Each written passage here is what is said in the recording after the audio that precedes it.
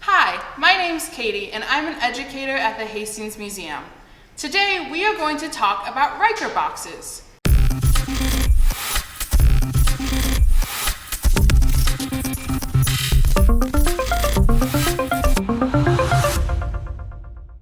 This is something you've probably seen in museums without even knowing it.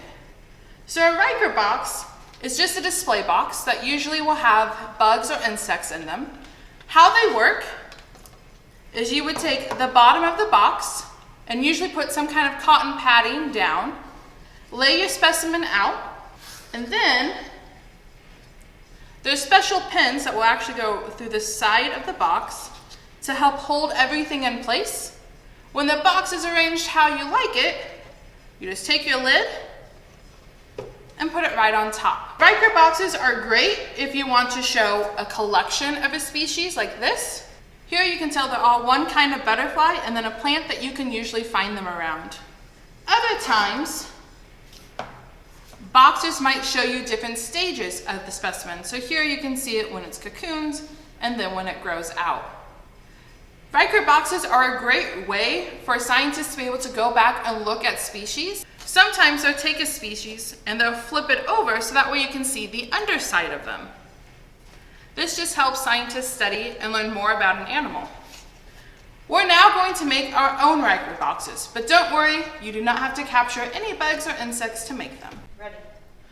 All right, to make your Riker box, you're going to need markers, paper, chalk or a pencil, scissors, a ruler, and more paper. White would be best, or if you have scrapbooking paper.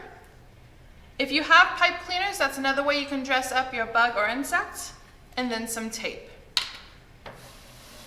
First, you're going to take a piece of paper. The heavier the paper for your box, the better. It'll just hold better overall. Take your ruler, place it on the edge, and draw a line. And you're going to do this on all four sides.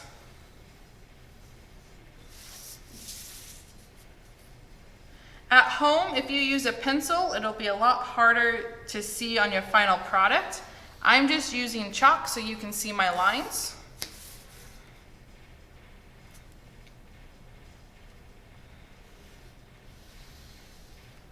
And then what you're going to want to do is cut the lines that are getting squiggled, and that will help you form your box. So you just cut your corner.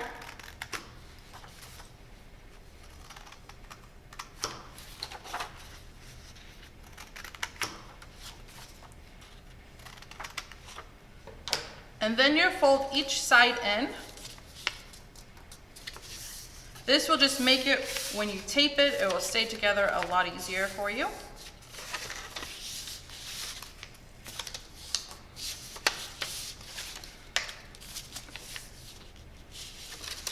To secure your box, you're going to take this corner, fold it in to where you drew your line, and do the same thing on the other side. I have double-sided tape. You could also use glue or a staple. Put that on your flap.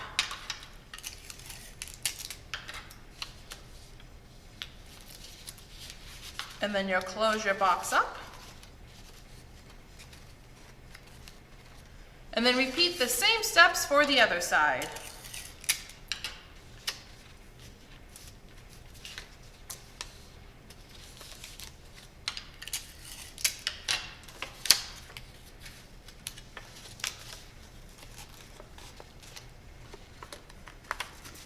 So there you have your box, and you can just set that aside. Next, you will make your bug or your insect, however you'd like to do it. I have a few examples here where you can have multiples, or you can just have one giant bug.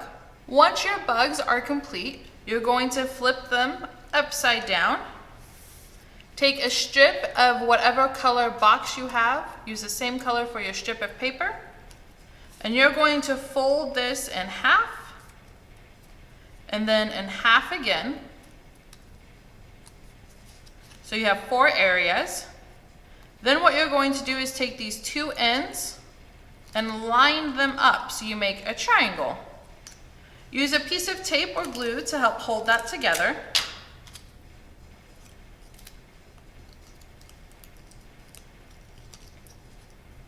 So there's my triangle. On one flat side, put another piece of tape, and that's what you'll put on top of your bug.